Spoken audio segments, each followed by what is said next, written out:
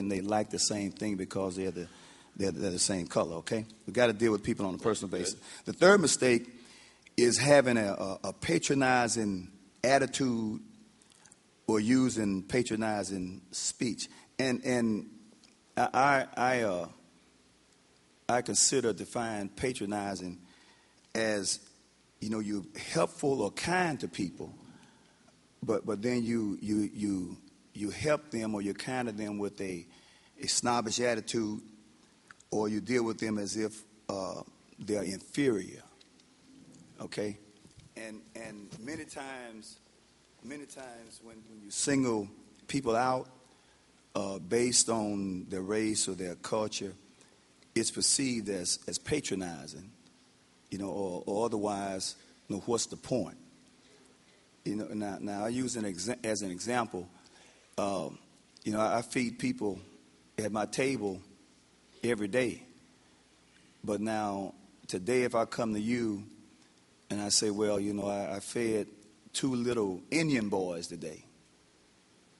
Well, now, what's the point if I always feed people, except I'm insinuating that, I've done something very special today because I fed these 2 little boys.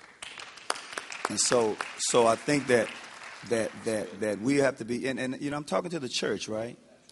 And I, this is not directed, I don't think, towards any particular culture or anything, but it's something that we want to do to reach everybody.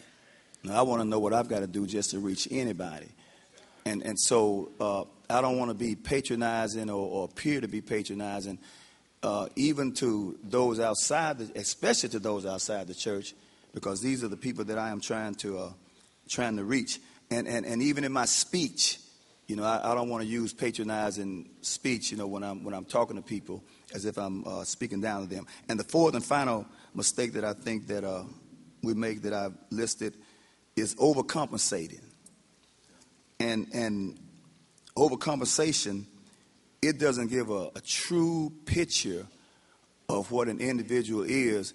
And when we are trying to build relationships cross-culturally, they need to be built on a very firm and honest premise. And when I overcompensate, I am not giving you a true picture of who I am. Mm-hmm. I don't believe that I've got to drink out of your Coke can or you've got to drink out of mine, for me to prove to you that I'm not prejudiced. Yeah. I don't think so now. There's not but 2 people I'm going to drink after. That's Lois Allman and my mother. If you got to drink out of my Coke can, you can have the Coke or you can throw it away when you get through with it. But we don't need to be overcompensated. We just need to be real. Yeah. And I think that when we're real, we can help reach each other. That's very good. Thank you, Brother Allman. Brother Manning, I want to add something to that. Go ahead. I think one of the things that Brother Allman mentioned is stereotyping. I think we really have to be very careful with that. It's kind of like saying everybody's the same. Like all Hispanics are not the same. All African Americans are not the same. All Koreans are not the same. And I think we have to constantly, educate ourselves when it comes to culture.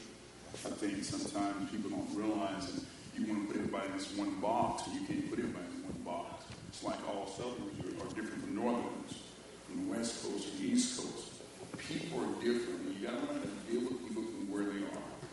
What happens many times, we look at people and we say, look how far they have to go. We should say, look how far they've come. Uh-huh.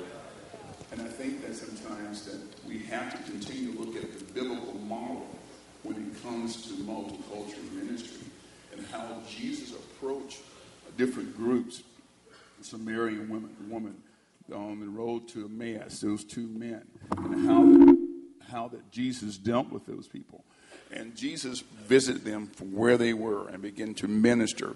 Yes. Sometimes we look for people to come to us. We have to go to them. I like what Brother Randy Key said earlier. I think that when you talk about multicultural church, it has to be on purpose. It's kind of like youth ministry and children ministry.